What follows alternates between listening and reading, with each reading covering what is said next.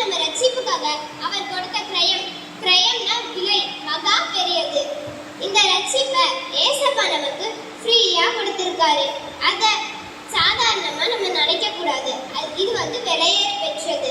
இந்த ரட்சிப்பு தான் ஏசப்பாவோட இரண்டாம் வருகையில நம்ம எடுத்துக்கொள்ளப்படுவதற்கும் அவரோடு சேர்ந்து உட்காரப்படுவதற்கும் உதவுது. ஏசப்பா பிள்ளைங்க, ஓகே, ரட்சிப்பை பத்தி இன்னொரு நாள் பார்ப்போம். இப்போ கவலையை பத்தி பார்ப்போம். ஏசப்பா பிள்ளைங்களும் கவலையோட இருக்காங்க. ஏன் நீங்க கூட கவலையோட இருக்கலாம். 1 பேதுரு 5:7 எடுத்து வாசிப்போம். அவர் அப்படின்னா இயேசு உங்களை விசாரிக்கிறவர் ஆனபடியால் உங்கள் கவலைகளை எல்லாம் அவர் மேல் வைத்து விடுங்கள்.